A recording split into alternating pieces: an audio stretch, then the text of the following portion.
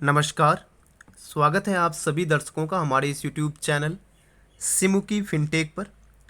आज की इस वीडियो में हम लोग पुनः बात कर रहे हैं आईआरएफसी के अंदर। कल के वीडियोज़ में मैंने बताया था दो ऐसे कारण जिसके वजह से आईआरएफसी के अंदर एक बड़ी रैली देखने को मिल रही है। इसके अलावा दो और कारण हैं जो आज इस वीडियो में बताऊंगा। लेकिन उससे पहले आज के आईआरएफसी के अंदर मूवमेंट्स को हम लोग देख लेते हैं। आईआरएफसी के मूवमेंट्स को अगर आज देखा जाए तो यहाँ पर आप देखेंगे कि आज जो क्लोजिंग देखने को मिली है आईआरएफसी को, वो मिला है 35 रुपीज़ एंड 50 पैसे पर। और वहीं यहाँ पर हाई देखने की मैं बात करूँ तो आज जो हाई देखने को मिली थी वो था 36 रुपीज़ एंड 05 पैसे। वहीं यहाँ पर लो देखने को जो मिली थी वो लो है 33 रुपीज़ एंड 55 पैसे। और यहाँ पर जो कह सकते हैं कि यहाँ पर ओपनिंग जो देखने को मिली थी वो था 33 रुपीज़ एंड 70 पैसे।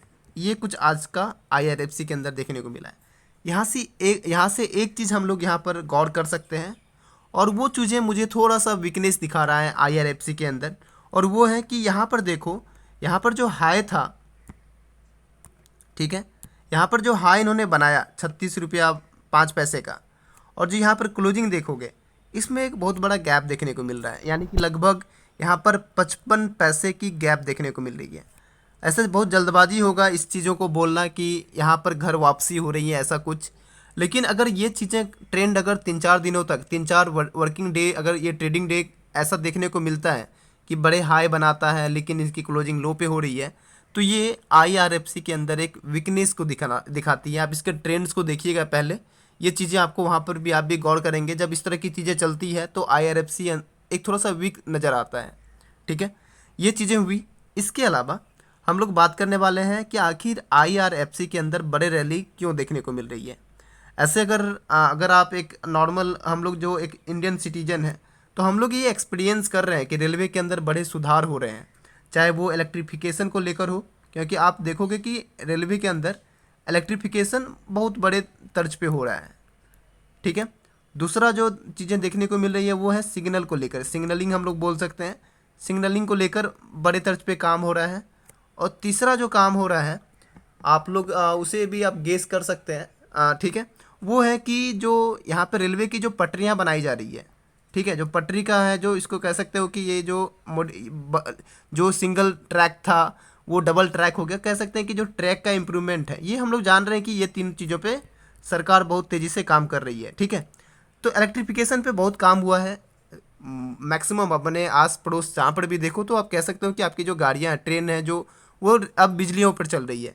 सिग्नलिंग पे काम करना इसलिए भी इम्पोर्टेंट था क्योंकि जब तक रेलवे के स्टेशन हो गए, डिफरेंट हेडक्वार्टर्स हो गए, उन सबों के बीच जब तक एक प्रॉपर कम्युनिकेशन नहीं हो पाएगा, तब तक जो कहते हैं ना कि ट्रेन लेट हो रही है, ये ट्रेन दिक्कत हो रही है, ये तब तक सॉल्व नहीं हो पाएगा। तो ये हम लोग, एक कोई भी कॉमन नागरिक ये तीन चीज़ें जान रहा है कि इस पे भारत सरकार बहुत तेज़ी से काम कर रही है और काम हो भी रहा है, ठीक है।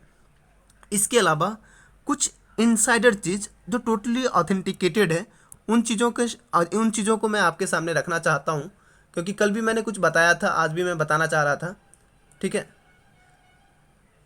देखो, एक मैं लोकसभा में, आप अगर ये उनके जो रेलवे मिनिस्टर हैं वैष्णव सर, अगर उनके एक भाषण को आपने सुना होगा तो उन्होंने वहाँ पे बताया था कि जो भारत सरकार, जो रेलवे मंत्रालय है, जो ट्रेनें हैं, जो जो गुड्स धोती है, जो माल धोती है, कमोडिटी धोती है, वो वहाँ पर भारत की कंट्रीब्यूशन, जो भारत का रेलवे का कंट्रीब्यूशन बहुत ही कम है। तो वैसे में सरकार चाह रही है कि अपने कंट्रीब्यूशन को बढ़ाएं। प्राइवेट एजेंसियां जितने इसमें इन्वॉल्व हो रही है, उनकी जो कंट्रीब्यूशन है उनको थोड़ा सा वो करके जो रेलवे का जो कंट्रीब्यूशन है वो बढ़ना चाहिए। जिसके क्रम में क्या है कि मैंने आपको बताया था कि ढेर सारे कल तक वैगॉन्स की ऑर्डर है, इलेक्ट्रिक इंजन की ऑर्डर सरकार ने लगा रखे हैं, या जो भी कुछ जो ऑर्डर्स हैं वो अवेटिंग है।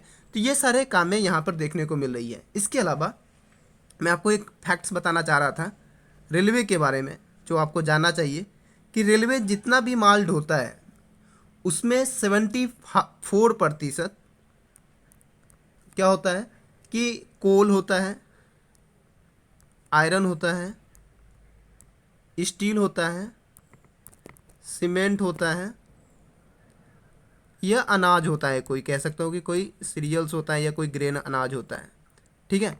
लेकिन अगर आप इसको चीज़ों को माल ढुलाई को लेकर भारत के अंदर आप ध्यान से देखो तो लगभग 10,000 से ज़्यादा प्रोडक्ट यहाँ पर ढोई जाती है, प्रोडक्ट को हैंडल किया जाता है। लेकिन आप क्या देखते हो कि इंडियन रेलवे सिर्फ 5 चीज़ों पर ही काम कर पाती है।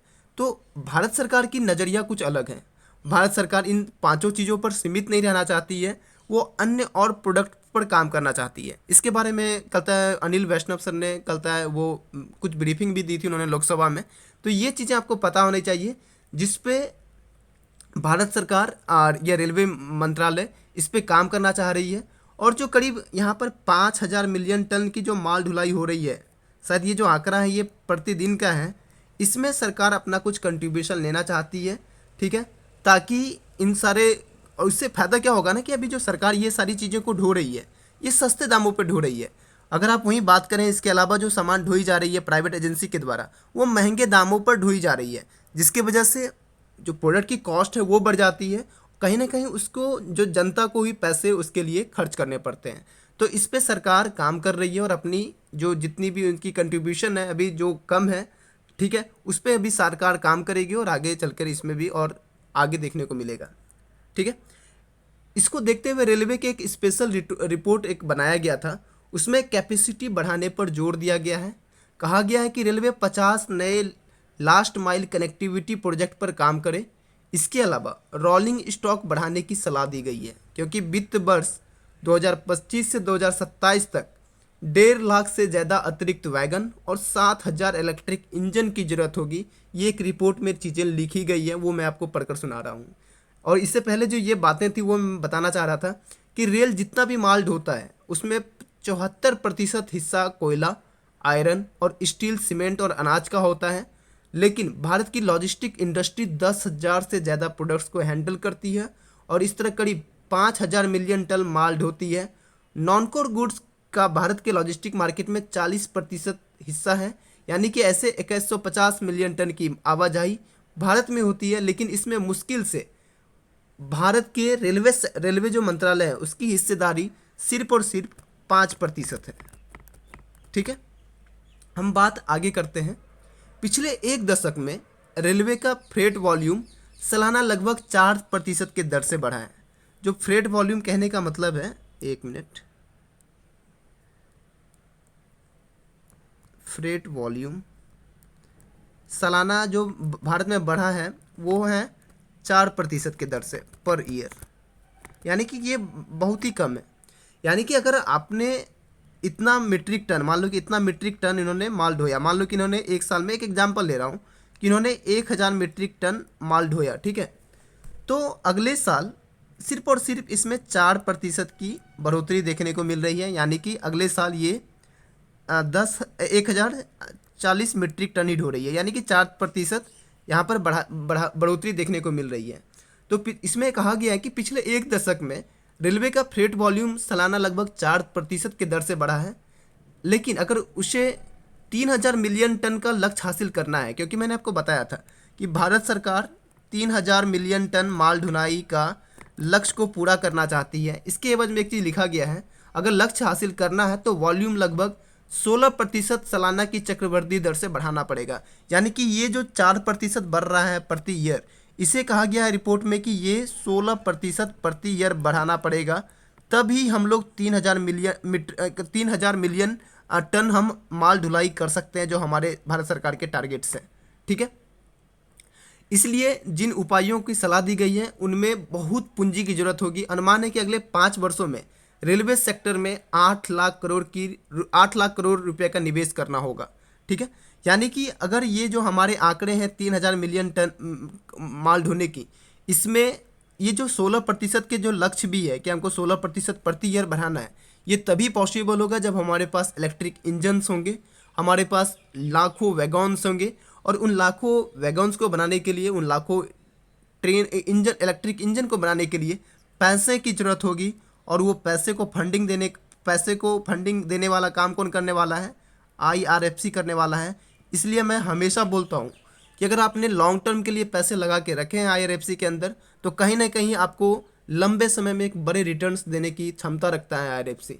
ठीक है, इस तरह से और भी कुछ बातें हैं जो मैं एक वीडियो में नहीं बताना चाहता हूँ, अगले वीडियोज़ में कुछ बातें करूँगा इसके बारे में, क्योंकि ये ऑथेंटिकेटेड रिपोर्ट है जो आप लोगों के साथ मैं शेयर कर रहा हूँ। ठीक है, ये चीज़ें हैं जो आपको जाननी होगी। ठीक है, तो इस पर अभी काम चल रहा है। ये सारी जो चीज़ें हैं ये करेंट की चीज़ें हैं, रिसेंट की चीज़ें हैं, जिस पे मिनिस्ट्री ऑफ रेलवे काम कर रही है। एक कह सकते हैं कि इनसाइडर न्यूज है, ऑथेंटिकेटेड न्यूज है, जिस पे काम अभी चल रहा है। इसीलिए आपको ये लग रहा होगा कि ऐसा क्या हो गया जो आईआरएफसी के अंदर खास बढ़ोतरी देखने को मिल रही है या आरबीएनएल के अंदर खास बढ़ोतरी देखने को मिल रही है। एक्चुअली भारत सरकार या कोई भी जब सरकारें सत्ता में आती है वो एक आम जनों तक पहुंचना चाहती है, और रेलवे इसका एक बहुत अच्छा उदाहरण है। अगर आप लोगों का जनता की विश्वास को जीतना चाहते हैं, लोगों की चीज़ों को जीतना चाह रहे हैं, तो आपको रेलवे सेक्टर को बेहतर करना ही पड़ेगा। क्योंकि अगर आप किसी गांव में रह रहे हैं, आपके गांव में अगर एक ट्रैक वाली पटरी थी, अगर वो 2 ट्रैक का हो जाता है, आप जिस गांव में रह रहे हो वहाँ पे ट्रेन नहीं रुकती थी, अगर वहाँ पे ट्रेन रुकनी शुरू हो गई, अगर आपके माल ढुलाई का काम आसान हो गया, आपकी सफ़र अच्छी हो गई, तो कहीं ना कहीं आपके विश्वास सरकार के प्रति बढ़ता है, और सरकार इस पर काम भी कर रही है। और उम्मीद करता हूँ कि इस तरह की जो चीज़ें अगर होगी तो कहीं ना कहीं हम आम जनों की कामें आसान होगी, हमारा जीवन और भी सुगम होगा, सफल होगा। ठीक है, आगे वीडियोज़ में कुछ और 2 मैं कारण बताऊंगा जिसके वजह से आईआरएफसी के अंदर बड़े उछाल देखने को मिल रही है। ये सारे इनसाइडर न्यूज़ टोटली ऑथेंटिकेटेड है। वीडियो देखने के लिए आप सभी लोगों का बहुत बहुत धन्यवाद। मिलते हैं एक नए वीडियो में एक नए टॉपिक के साथ।